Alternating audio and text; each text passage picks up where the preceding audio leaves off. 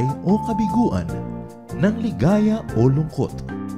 Kaya marapat lamang na tanggapin si Jesus bilang tagapagligtas at Panginoon. At matapos yun ay panariwain ang katapatan at paglapit sa Kanya bawat araw o day by day. Ang day by day ay naglalayong umalalay sa pang-araw-araw na pamumuhay. Narito po si Kuya Ed Lapis sa mensaheng pinamagatang Marks of Low Character.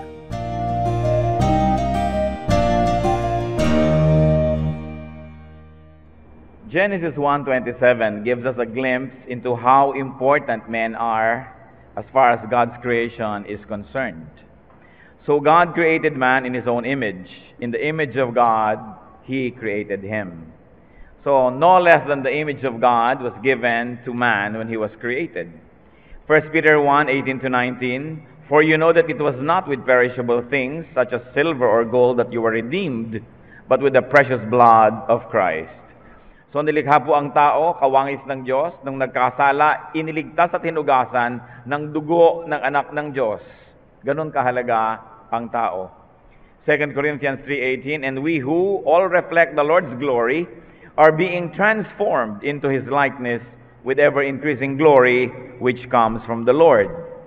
Kaya yung taong nilikha sa image ng Panginoong Diyos, sa wangis ng Diyos, nasira ang kanyang wangis dahil sa kasalanan, hinugasan pa ng dugo ni Kristo at ngayon sa tulong ng Espiritong Banal ng Diyos, muling ibinabalik doon sa nawala na kanyang kaluwalhatian. Ibig lamang sabihin that man was created, redeemed, and being transformed for God's glory. Therefore, man is to be of noble character. Kung ang tao ay nilikha sa wangis ng Diyos, iniligtas sa pamamagitan ng dugo ng Diyos Anak, at pagkatapos kayo patuloy na pinupuspos sa pamamagitan ng gawain ng Espiritong Banal, dapat lang na marangal, dapat lang na maharlika ang bawat tao. At pag sinabi nating maharlika, hindi sa dugo, kundi sa kilos, sa pagkatao, sa ugali, dapat maging noble. Ang pag-aaral po natin ngayon, pinamagatan nating marks of low character. Dear God, thank you for the freedom to worship you. Right now, we ask you, Lord, to quiet our hearts. Let your peace rule in our inmost being so we can hear your voice and you can talk to us, O God, and we can change as you enable us and as we obey you. Lead us unto greater knowledge of you, unto deeper spirituality, and unto a more noble character. Lead us, Father. Be the speaker right now. And as you speak before us, O Father, we ask that you protect us from all malicious plans of evil men and evil spirits. And may you also protect our loved ones, our households, everything that you have entrusted under our care. We now ask you, Lord, to bless also, though they may not be with us right now. Rule in our hearts. Walk powerfully in our midst. And let your light shine upon your people. Use your servant as an instrument of your goodness. Glorify only yourself. In the name of Jesus we pray. Marks of low character. What are the marks of low character? At ito po ay nais nating isa-isahin, hindi para usigin ang ating kapwa, hindi para i-assign itong marks na ito kung kani-kanino, kundi para siyasatin ang ating sarili kung nasa atin itong mga kapintasan na ito, itong mga babala na ito ng isang mababang uri ng pagkatao. Sapagkat tayo'y tao nilikha sa wangis ng Diyos, hinugasan ng dugo ni Kristo, at ngayon patuloy na binabago ng Espiritong Banal, dapat lang mataas ang antas ng ating pagkatao at hindi mababa. Ano po ang mga babala? What are the signs, what are the marks of low character? One is laziness, katamaran. Ang taong tamad kailanman ay hindi magiging marangal, hindi magiging kagalang-galang, sapagkat ang taong tamad ay aasa lang sa kapwa, dadagan at magiging pabigat, magiging palahingi, at hindi pa nakakapagbigay o nakakatulong sa iba, kaya hindi siya maaring maging marangal. Proverbs 19:15, Laziness brings on deep sleep, and the shiftless man goes hungry. Yan ang nangyayari at yan ang marapat sa mga batugan, sa mga tamad, ay magutom. Proverbs 6:9-11, How long will you lie there, you sluggard? When will you get up from your sleep? A little slumber, a little folding of the hands to rest, and poverty will come on you like a bandit, and scarcity like an armed man. So napakalaki po, nakapintasan, at napakalaking magpababa ng pagkatao ang katamaran. Be noble, we should work. And we should work well. Magtataka naman kayo, marami rin namang masipag, pero hindi rin makaahon-ahon kasi kung minsan, yung ginagawa niya, hindi yun siguro ang gift sa kanya, hindi yun ang pinakatamang gawin, o may mas productive pang ibang dapat gawin. But no person of God, no son or daughter of God must be found lazy. Masipag tayo dapat. Laziness is a mark of a low character. Pangalawa, talagang ito ay isang tatak ng mababang uri ng pagkatao. Habitual tardiness. Yung parating huli. May usapan kayong 10, darating 10, kaya lang PM, AM ang usapan nyo. May usapan kayong 8, darating ng 9:30. May usapan kayong alas 12, kumisan darating ng alauna, kumisan alana, hindi na talaga sumipot. Walang kwenta ang pagkatao ng isang taong laging huli. Una, nilalapastangan mo ang oras ng iba na naghihintay sa'yo. Sinasayang mo ang kanilang oras. Dapat pala may nagawa pa silang iba, pero naubos ka, hihintay sa'yo. Tapos magtataka ka pa kung sila'y nainis o nagalit. At ang isang taong laging huli, you inspire people to commit sin because they get angry. No? They get upset. So we cause them to sin. Kung nahuhuli tayo paminsan-minsan dahil sa hindi maiwasang pagkakataon, hindi yun ang pinag-uusapan. Ang pinag-uusapan yung talagang pag itong kausap mong taong to, asahan mo na huli. Hindi dapat yan makita sa mga anak ng Diyos. Dapat on time. Pati pagtatanim on time so that you will harvest on time. Sa Proverbs 20 verse 4, a sluggard does not plow in season. So at harvest time, he looks but finds nothing. Kumisan may mga tao na napaka-polite, soft-spoken, ang tingin mo ang bait-bait, pero tingin kausap mo huli, actually hindi mabait yon. Kasi sinasayang niya ang oras mo, ginagalit ka niya, hindi kabaitan yon. Huwag tayo nagpapadala sa nakikita lang, na akala mo napaka-soft-spoken, magalangin, pero yung pala binastos ka na dahil laging huli. At huwag tayo pong ganon, mga kapatid. Tanungin nyo nga katabi nyo, ikaw ba ang pinag-uusapan? Lalo kung katabi nyo, alam nyo kung siya nga o tayo ang pinag-uusapan. Hindi tayo dapat habitually tardy because God is always on time. Sabi sa Ecclesiastes, for everything there is season and a time for every matter under heaven. It's important to be on time. Kaya kahit ang isang tao marunong, magaling, skilled, gifted, pero pag laging huli, bumababa ang antas ng kanyang pagkatao. Isa pa pong mark of low character which should not be found among the people of God is love for freeloads. Mahilig sa libre. Pag nakakita ng kapatiran na may swimming pool, walang nang pinuntirya kundi hiramin ang swimming pool na ito. Wala naman siyang kahirap-hirap sa pagpapagawa. Laging gusto, ibino-volunteer pa si Bahuy, si ano may swimming pool, hiramin natin. Hindi naman siya nagpakahirap bumili ng kotse, laging gustong manghiram. Lagi na lang niya gusto, libre ang kain. Gustong laging lakad ng lakad, gusto naman inililibre siya lagi ng mga kasama. Ang hilig-hilig kumain, ang hilig-hilig magsine, gusto laging libre. Ito po ay isang marka ng napakababang uri ng pagkatao. Sapagkat we should live within our means. Kung hindi mo kayang gumasta, manahimik ka. Pero huwag mong paggastahin ng iba para lang sa iyong mga kapritsyo. Yung gusto mo ng magandang damit, hindi ka naman nagtatrabaho.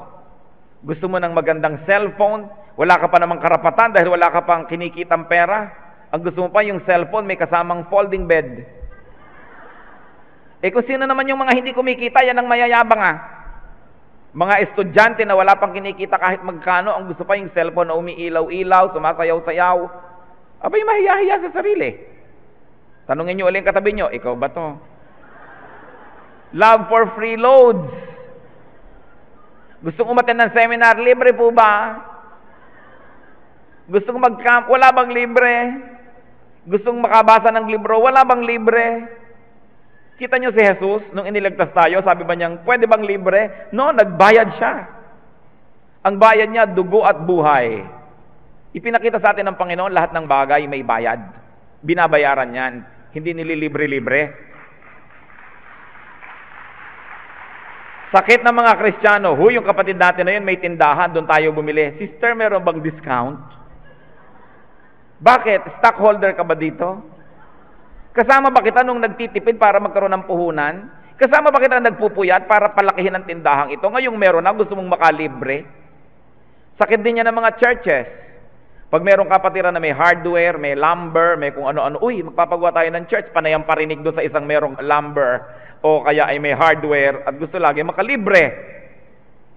Lahat ng bayad ay dapat na ibinibigay.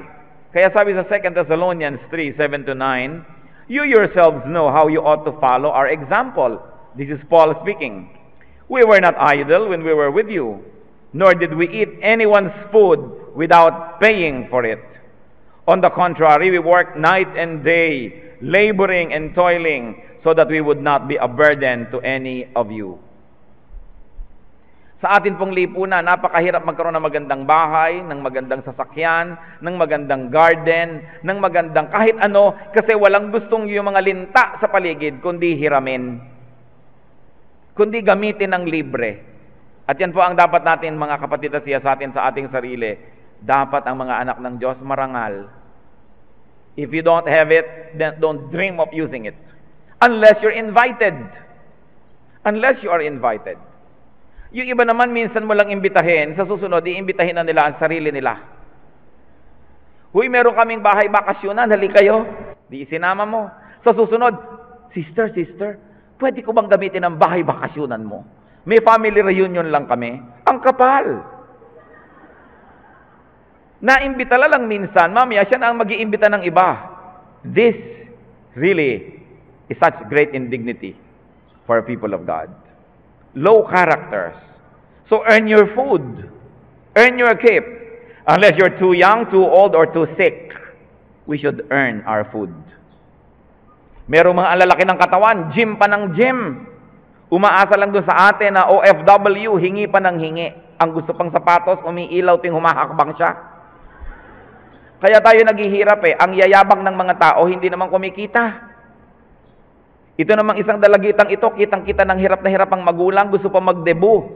Gusto pa bababa sa malaking hagdan, kahit na walang pinanggalingan yung hagdan, basta lagyan ng hagdan.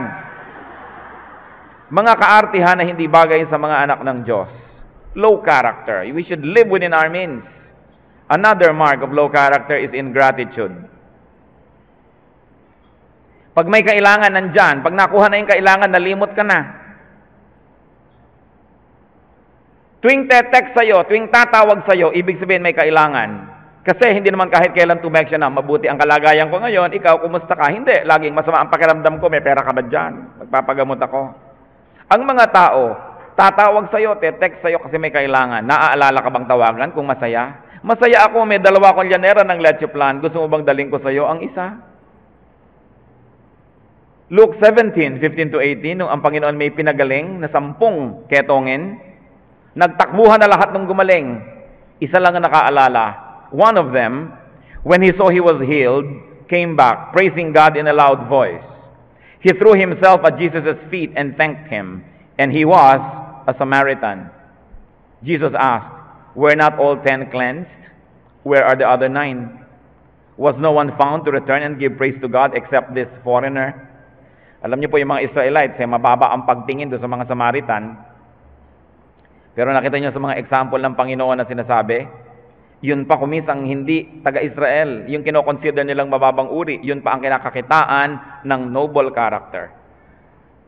10 pinagaling, 9 nakalimot, 1 bumalik sa Panginoon, sabi, salamat po. Sabi ng Panginoon, sa pakiwari ko, 10 ang pinagaling ko eh. Nasa na yung 9? At ito pang foreigner na ito ang nakaalalang magpasalamat, while more is expected from the Israelites, more is expected from the so-called people of God. Sakit po ba natin ito? Ingratitude. Pagka mayroong isang sister na ang kanyang business ngayon ay click na click, ang dami niyang kaibigan, ang dami niyang ka-fellowship, lahat gusto siyang i-lay of hands, lahat gusto ipag-pray siya. Pero subukan niyo na hindi na uso ang kanyang negosyo at wala na siyang pera. May mga tao pa bang malapit? May nakakaalala pa ba? This among Christians. Dapat marunong tayong tumanaw ng utang na loob. Mayroong mga tao na magkakaroon ng ministry at matapos sila na mag-minister ng matagal, magkaroon ng pagkakataong maglingkod sa Diyos, malapit sa Diyos, at makatanggap pa ng support, even from the church. Matapos ang lahat, akala mo may utang na loob pa sa kanila ang church. Naku, salamat. Pasalamat sa akin ang church dahil nag-serve ako. Hindi magpasalamat na nagkaroon siya ng pagkakataong mag-serve. Lack of gratitude. Dapat tumatanaw tayo ng utang na loob. Ang mga taong marangal, ang mga maharlikang tao, hindi lumilimot ng kanilang utang na loob. Pero nakita nyo ang Panginoon, siya na ito nagsana pa rin. Sabi niya, di ba 10 pinagaling, bakit siyam lang ang nagpapasalamat? Kaya kahit sa mga altar call ng mga churches, pag tumawag ka ng lahat ng may sakit, may problema, tayo, ang daming tatayo, lalapit para ipanalangin, pero yung magpapasalamat, konti lang. Akala mo isang malaking kahihiyan na magpasalamat. Low character. Another mark is a loose tongue. Katabilan. Love for gossip. Love for immoral talk. Love for foolish chatter. Mga walang katutarang usapan. Kumisan mga usapan pang malalaswa. Mga kwento ng buhay ng may buhay among Christians. Proverbs 20 verse 19, a gossip betrays a confidence, so avoid a man who talks too much. Hindi kagalang-galang ang isang taong sobrang daldal. Sa katunayan, iniiwasan mo na, natatakot ka mag-umpisa. Huwag na huwag mong mabating kumusta ka at tatlong Encyclopedia Britannica ang sagot. Huwag masyadong matabil. Ephesians 5:4, nor should there be obscenity, foolish talk, or coarse joking, which are out of place. So Christians, be noble, talk less. At hindi tayo lagi nagbibigay ng advice, especially when it is unsolicited. We should define our words and refine our vocabulary, even the topics that we talk about. Kumisan mga kapatid, pag lumalapit kayo sa isang kapwa-tao at bigla kayo nagkukwento, tumigil muna kayo sandali. Isipin nyo, ano ba itong kinukwento ko? Parang walang kakwenta-kwenta yata. Baka sayang lang ang salita. Ang kinukwento ko lang pala, ay, umakyat kami ng puno ng bayabas. Ang hirap pala umakyat ng puno ng bayabas. Tawa ng kami eh. Babaw mo naman. Pati pag-akyat ng puno ng bayabas, kwento. Wala namang kalatoy-latoy yung kwento. So, ipigil mo ang sarili mo. Ano ba itong pinagkukwento ko na ito? Mukhang walang katuturan. Nakakabawas ng aking dignity. Nasusukat ang aking kababawan. Alam niyo, pag wala kayong masabi, lalo't wala kayong alam, try to be silent. Baka mapagkamalang kayong marunong. Kasi pag tahimik, sabi, nag-iisip yata siya. Pero oras bumuka ang iyong bibig, ibinunyag mo na ang laman ng iyong utak. Ang nakakalungkot po dito, yung talagang matatabil at daldal ng daldal, hindi nila alam na bumababa ang kanilang antas ng pagkatao sa katabilan nila. Akala nila nagiging bida sila. Yung tatawa sila ng kelakas-lakas. Akala nila nagtingin na ng tao humanga. But people of God must be dignified. When people pay attention to us, it must be positive attention, not negative attention. It's all right to be famous, but don't be infamous. Dapat mahalaga ang ating mga ginagawa at sinasabi. At nang sa ganon, tuwing bubuka ang ating bibig, the world will shut up a moment to listen because they know that there is something good to hear. Pero pag nadala na sila ng nadala, wala namang latoy ang sinasabi mo, nobody will pay attention to you and nobody will even listen. Another mark of low character is lack of restraint. Kakulangan ng pagpipigil sa sarili at pagpipigil lalong-lalo sa mga kagustuhan. One of that is love for instant gratification. Ang mga marangal na tao nakapagtitimpi, na ipagpapabukas, na ipagpapaliban ng kanilang kasiyahan kung kailangan gawin yon. So ang mga marangal na tao ay nakakapagpigil gumastos at nag-iimpok kung kailangan. Ang mga marangal na tao ay nakakatanggi sa mga masasarap na tukso dahil yon ang kailangan. 1 Thessalonians 4:3-5. It is God's will that you should be sanctified, that you should avoid sexual immorality, that each of you should learn to control his own body in a way that is holy and honorable, not in passionate lust like the heathen who do not know God. So noble people Respectable people know how to say no to their own appetites. Nakita niyo po ang napakaraming mga mararangal na tao, kilala, pinararangalan, pinagbubunyi, sinasaluduhan, pero yun pala alipin ng isang bisyo na hindi niya mapigil, hindi niya matanggihan. At kadalasan yung bisyong yon ang nagbibigay ng wakas sa kanyang maganda sanang pangalan o maganda sanang career. Love for instant payment is part and parcel of being of low character. Yung mga tao na pag may ibinigay sa'yo, gusto makabawi agad. Pag may ipinahiram, manghihiram uli agad. Pagka merong nagawang mabuti, maniningil agad. This is not noble. Yung alam mo, may ginawa kang mabuti, o ito, sige, papahiramin kita nitong kudkura ng nyog. Uy, pahiram naman ng ano mo, ha? Ng kotse mo. Ganyan. Meron agad bawi. Alam niyo yung ibig ko sabihin, merong mga tao, meron agad bawi. Hindi malang makapaghintay, o kaya alam mong hindi naman talaga nagbibigay dahil bumabawi agad. And they love quick and naked collection of credit. This is mark of a low character. Because when you give, do not expect anything in return. O kaya kung talagang utang yan, you will expect payment, pero hindi ka laging naniningil agad ng pautang na loob. Nababaliwala. Another mark of low character is opportunism. Taking advantage of people's weaknesses. Ito po, ito talagang marka ng napakababang uri ng pagkatao. Yung pagka meron kang kayang gipitin, ginigipit mo. Yung pag may kaya kang pagsamantalahan, pinagsasamantalahan mo. Taking advantage of the weak. Kaya ang sabi sa Exodus 22:22, do not take advantage of a widow or an orphan. Of course, literally it means widow or orphan, and symbolically it means anybody who is disempowered, who has no defenses, who has no power at all, the weak, the very young and the very old, the very innocent, the outsider, the foreigner, the poor, the needy. Be noble, do not be an opportunist. Kaya yung mga iba, bibili halimbawa ng alahas, sasabihin nila, investment ito, pag nagipit, pwedeng ibenta. Pero sino ang nakapagbenta ng alahas na mataas ang halaga, lalo't nagigipit siya? Wala. Kasi punong-puno tayo at naliligid tayo ng mga mapagsamantala.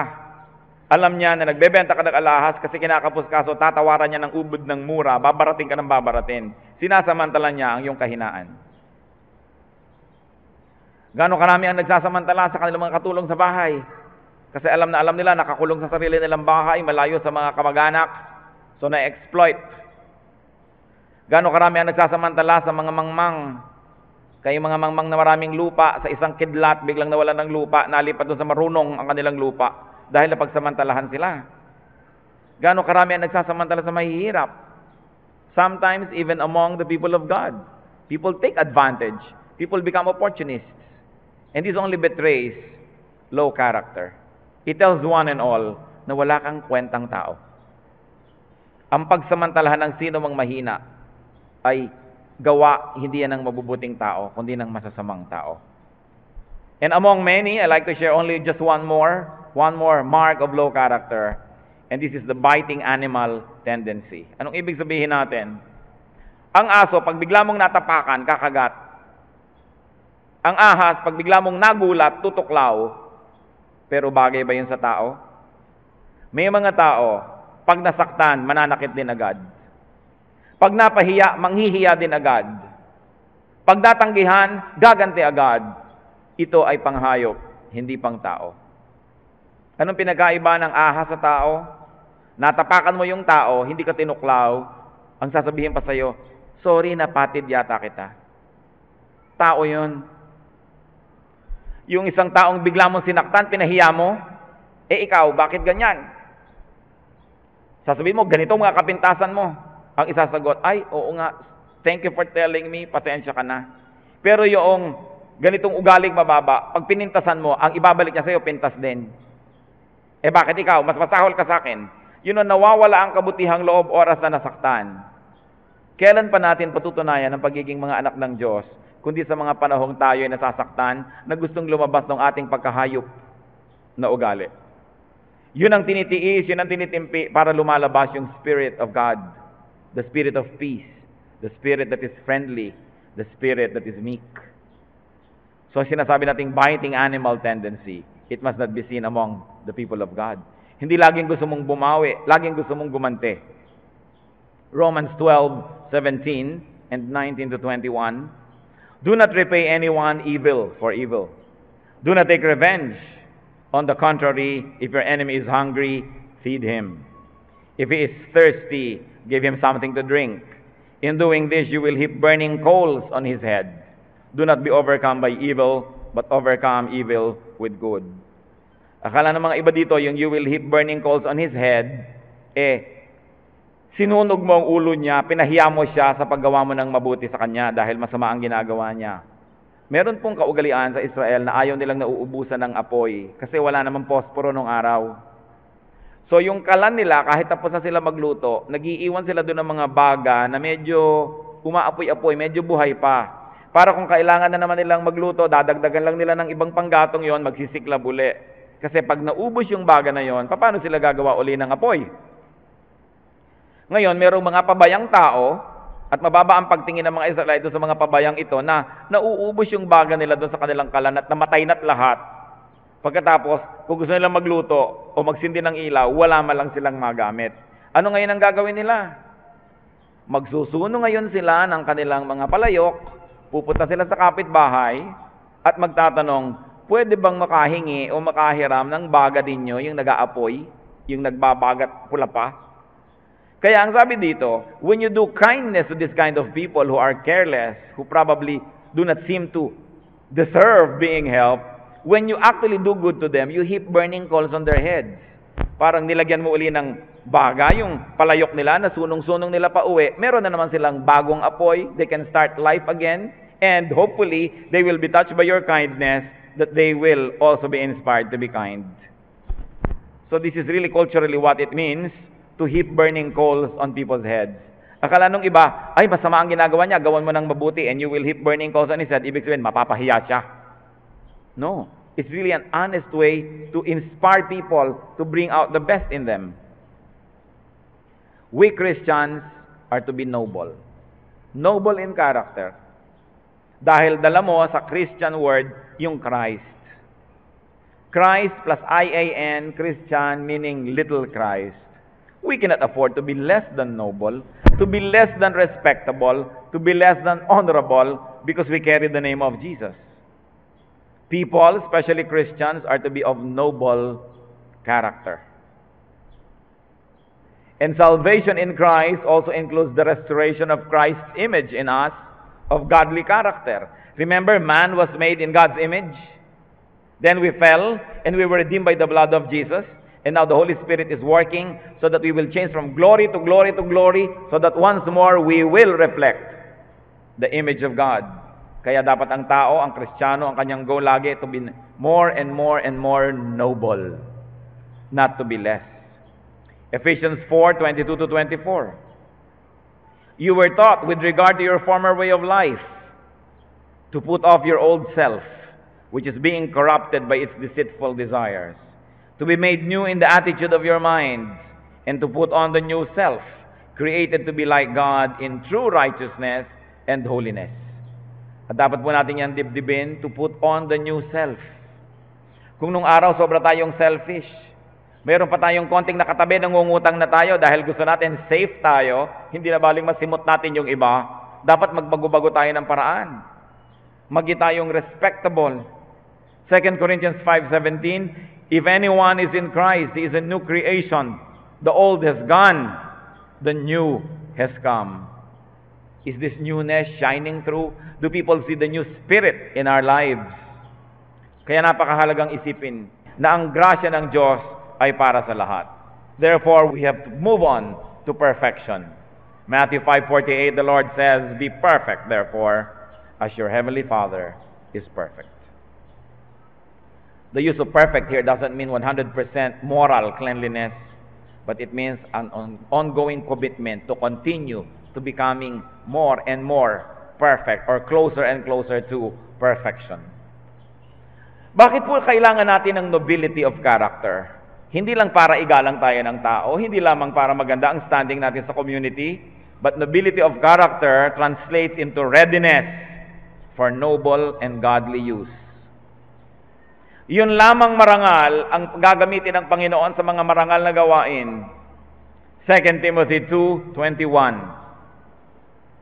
If a man cleanses himself, he will be an instrument for noble purposes, made holy, useful to the master, and prepared to do any good work. This is a major reason why we like to be noble, why we like to remove from our character the marks of lawlessness and low character, because we want the Lord to be able to use us for a noble purpose, so that we can be useful to the master and we can be prepared to do any good work. Napakahalagang isipin yan.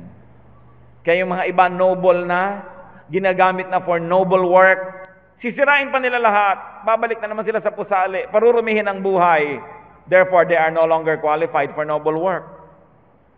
Nasa ministry na, iiwan pa yung ministry dahil sa tawag ng sanlibutan, dahil sa tawag ng appetites and materialism and greed.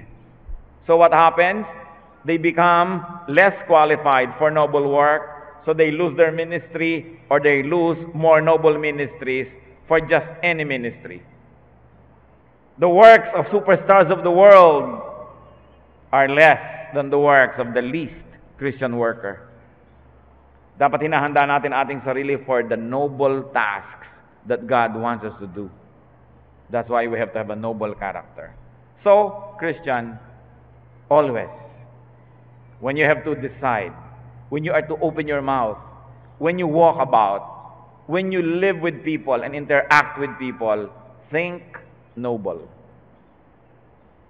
Lagi niyong isipin, noble ba to? Kagalang-galang ba itong gagawin ko? Kapita-pitagan ba itong gagawin ko? Susugurin ko itong tao at aawayin ko. Tatawagan ko sa telepono at mumurahin ko ito. Dahil kinagat ako, kakagatin ko rin siya. Papatunayan kong mas malaki ang ngipin ko sa kanya. Papatunayan ko na mas masama ako kaysa sa kanya, na mas masahol pa ako kaysa sa kanya. Philippians 4:8. Finally, brothers, whatever is true, whatever is noble, whatever is right, whatever is pure, whatever is lovely, whatever is admirable, if anything is excellent or praiseworthy, think about such things. You have to make a decision every day. Think noble. Ito bang sasabihin ko, bibitawan kong salita? Noble. Ito bang gagawin kong arte? Noble. Ito bang isusuot ko na ito? Noble. Anong magiging reaksyon ng tao sa akin pag nakita itong suot ko? Mapapansin ako. Positive ba o negative? Think noble. Do you admire nobility of character? Do you recognize and honor people who are noble? And very importantly, do you avoid the company of beasts, of boors, of people who bring out the beast in you and not the saint in you? May mga ganun eh. Kaya dapat iwasan, because bad company ruins good character. Are we, am I, are you of noble character? We should mark ourselves for God. Therefore, we should watch out for marks of low character. Dear God, thank you for reminding us who we are. Nawa, Panginoon, pagka kami ay nasaktan, pag kami nagagalit, pag meron kaming desire, meron kaming gusto, maalala muna namin, one, that you created us in your image. Therefore, we should be noble. Two, that though we have sinned, you have redeemed us with the blood of your Son, Jesus, who paid with his life so that we can be cleansed and be noble again. Therefore, we should be noble. And three, that the Holy Spirit is at work in us to change us from glory to glory as we obey you. Therefore, if at all we should change, it should be from one degree of nobility to a higher degree of nobility. Nawa makita mo sa amin, Panginoon, kung may nagbabago, hindi kami nagbabackslide, kundi ang pagbabago forward. Nalalo kami, Panginoon, na nagiging kawangis mo. Na hindi lamang kami mahilig sa freeload. Na hindi tuwing pupunta kami sa aming kapwa, meron lang kaming gusto. Na meron lang kaming gustong dagitin, gustong hingin, gustong makuha. Sometimes we can deceive people, but we cannot deceive you, O God. Ipasuri mo sa amin ang tunay namin pagkatao kung kami manggagamit lang ng kapwa. Kung kami mapagsamantala at mapaglinlang. Kung kami mga sakim. If we exploit people who are needy or weak or innocent or ignorant. Show us who we are, O God. Ang salita niyo po isang salamin na maaari naming kakitaan ng kung sino talaga kami. As we bow our heads before you, whisper to us, O God, tell us. Tell us what you think of us. We like to please you. We like to be noble so we can be used for noble work and for noble purposes. Yung mga noble na nga, Panginoon, at noble na ang ginagawa, ipakita mo sa amin ay wala kaming dapat pagsisihan for having chosen to be noble. Huwag kaming mainggit dun sa mga low character na mas maraming pera. Sa mga low character na immoral. Sa mga low character na nag-enjoy ng mga kasarapan sa buhay na ito. Teach us, O God, as your children, we should be noble. Manalangin tayo ng mataimtim at tahimik. Magpasuri sa Diyos. At kung sa ating pagbubulay-bulay, nakita natin na meron tayong mga marks of low character, huwag iwagan ng bulwagang ito na hindi nakikipagtuo sa Diyos. Na hindi nakikipagkasundot, nakikipag-ayos at nagpapalinis sa Diyos. Iwanan natin sa paanan ni Jesus ang anuang mga marka ng pagiging mababang uri ng tao. Sapagkat ang mga anak ng Diyos, sa pananahimik at pagsasalita, kailangang kabakasan ng kaluwalhatian ng Diyos. Tayo manahimik mandali at makipagniig sa Espiritu ng Diyos.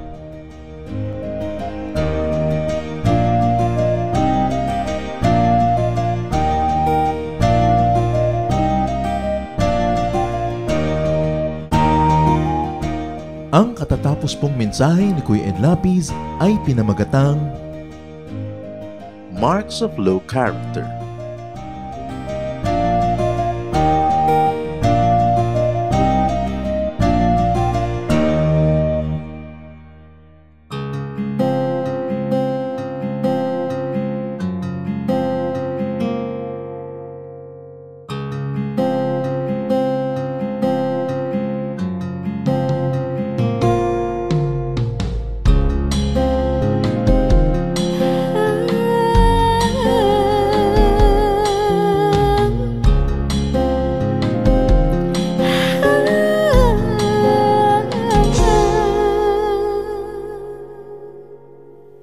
Pag-ibig mo o kailanin,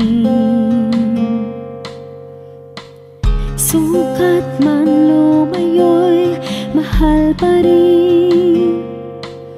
Liparin ko man ang dulong ng langit, sa piling mo pa rin magbabalik.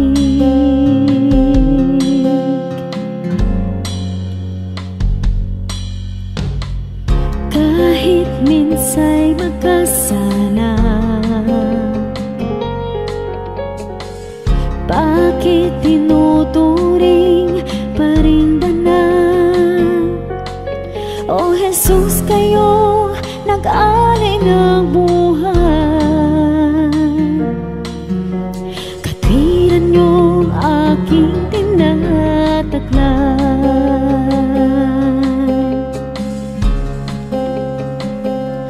O tanggapin,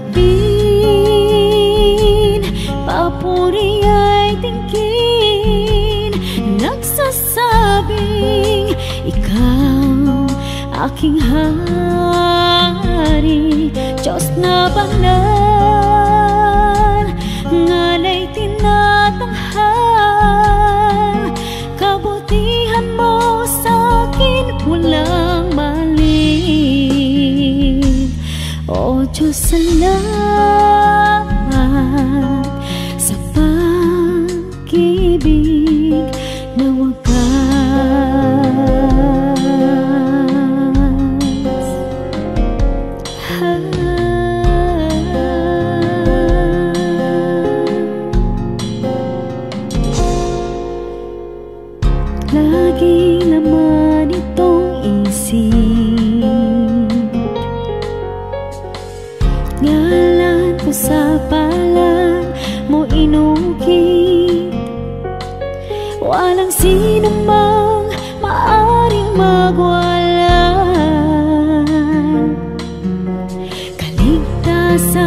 ikaw ang nagpikat.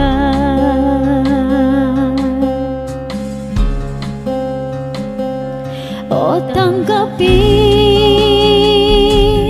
papuri ay tingin, nagsasabing ikaw aking hari, Diyos na banal, ngalay tinatanghal, kabutihan mo sa'kin walang mali.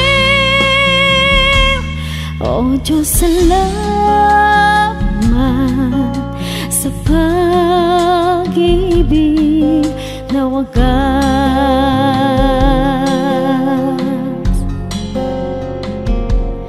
O tanggapin, papuri ay tingin, nagsasabing ikaw aking hari, Diyos na banal, ngalay tinatanghal, kabutihan mo sa'kin walang mali. O Diyos, salamat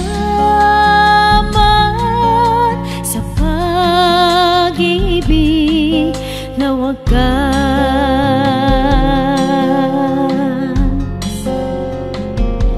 O Diyos, salamat sa pag-ibig na wagas.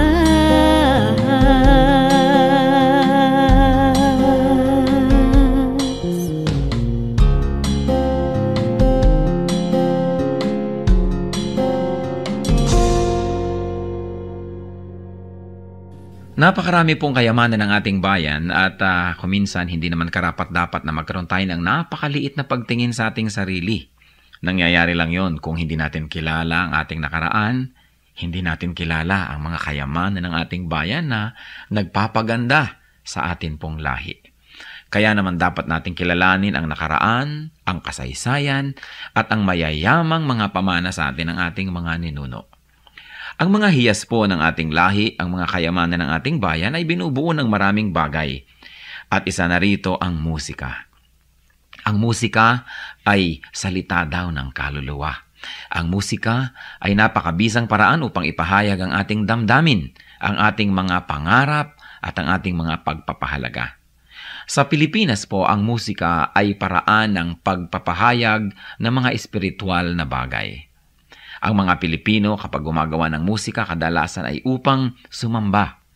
Kaya tayong mga Pilipinong Kristiyano ay dapat lamang na mag-aral ng mga tugtog ng ating bayan at gamitin naman natin ito sa pagsamba sa Panginoong Hesus. Dapat nang bawiin ang musika ng Pilipinas mula sa kung ano-anong mga paggamit na hindi ayon sa kalooban ng Panginoon. At ito naman ay dapat ialay sa paanan ni Jesus upang lalong makadagdag sa marami, makulay at magagandang paraan ng pagpapahayag natin ng ating pananampalataya. Ang musika ng bayan, hiyas ng lahi, hiyas ng bayan. Narito at ating pakinggan ang mambayo, mga tunog ng pagbabayo ng palay na may kasamang mga awit mula sa mga kalinga.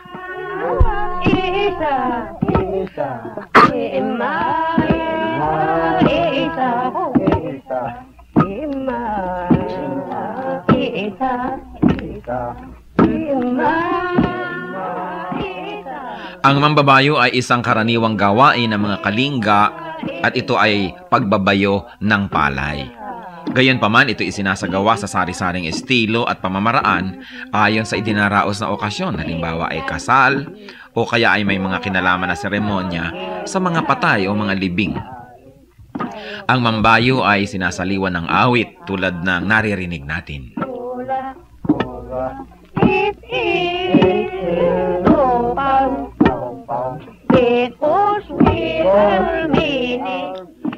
Ang sinasaliwan ng awit na pagbabayo ng palay ay ginagampanan ng 8 kababaihan at sinasagot naman ng mga kalalakihan. Paulit-paulit at mauulit na maririnig ang ritmikal na pag-awit ng mga salitang ima, isa o insa.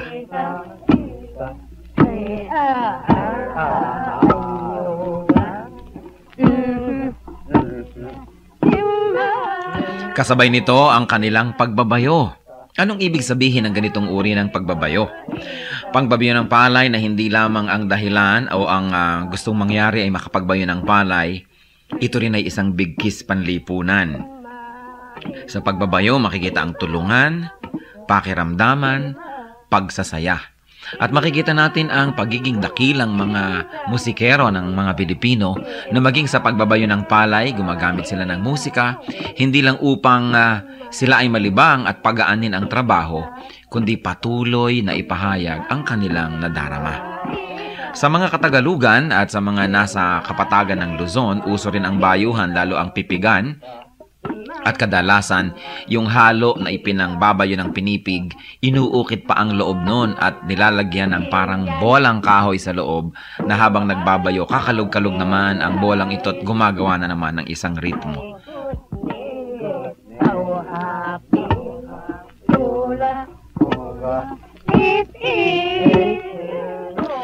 Yan po ang mambayo, ang pagbabayo ng palay na may saliw ng mga awitan ng mga kalinga.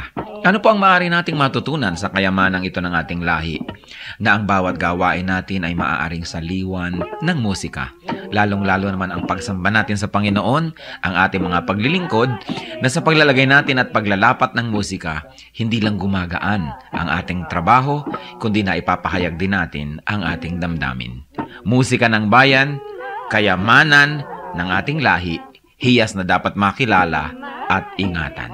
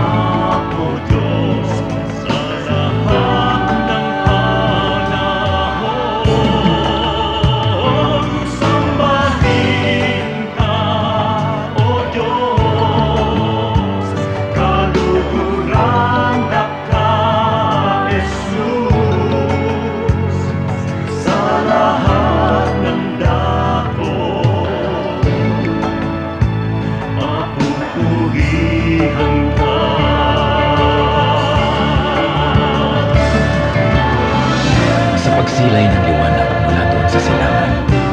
Nadarama't nakikita ang sa inyong pagmamahal. Lumalandas, umahawan, tumatanglaw sa aking daan. Nangunguna, gumagabay sa aking bala ng hakbang.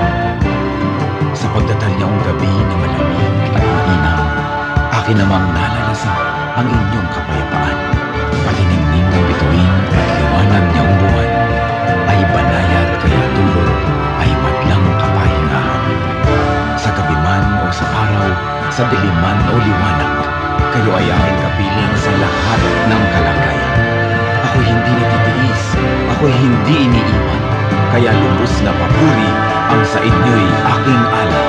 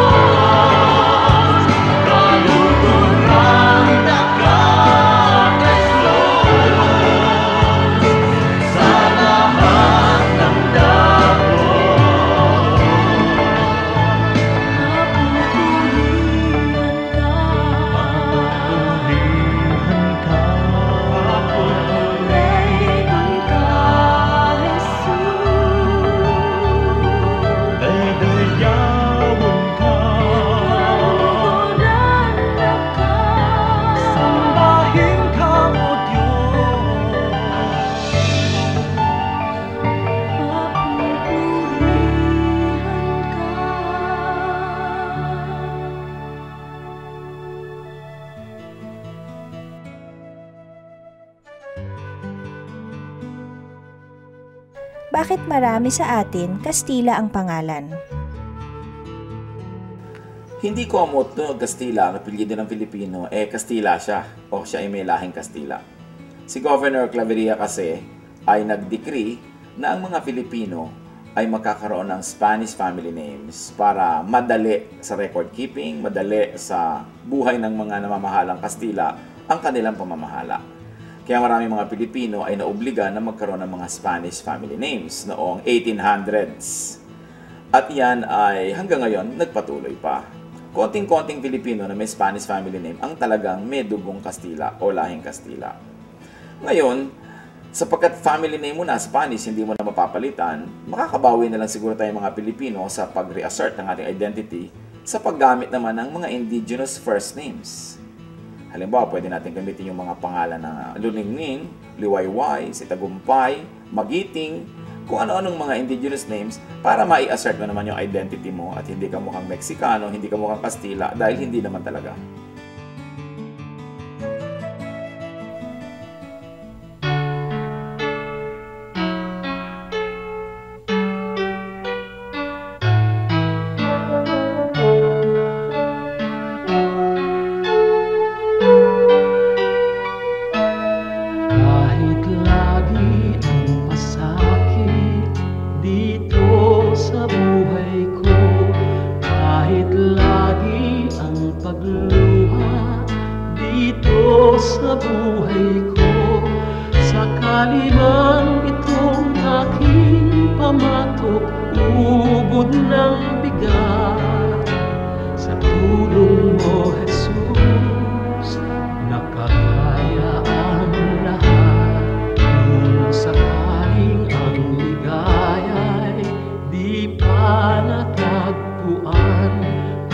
sakaling ang ginhawa'y di pa nakakamtan, sa piling mo, Jesus, ako ay lagi nang nakatanaw. Sa langit mong laan, di na mamamanglaw. Pagtitiis ang kailangan kong mabatid. Kaya't ikaw, Panginoon, ang aking tutularan. Pagtitiis ang kailangan kong mabatid. Ang buhay ko ay lalago kung mayroong pagtitiis.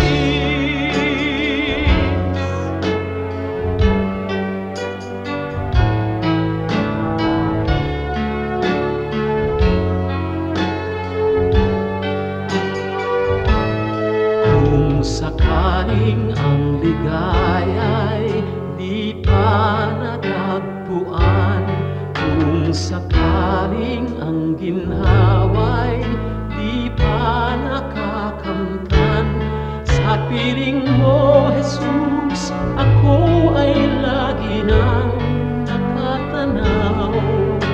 Sa langit mong laan, di na mamamanglaw. Pagtitiis ang kailangan kong mabatid.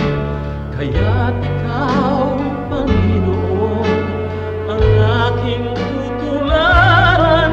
Pagtitiis ang kailangan kong mabatid.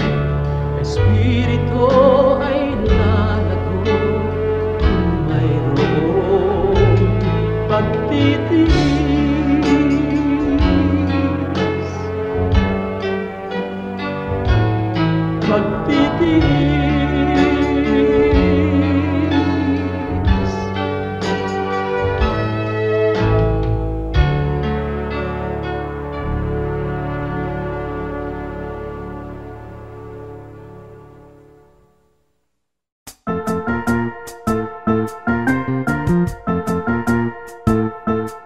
Oras na po para pansamantalang magpaalam ang programang Day by Day.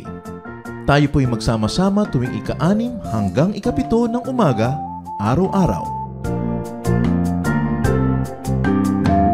Magandang umaga po at mabuhay ang Panginoong Hesus!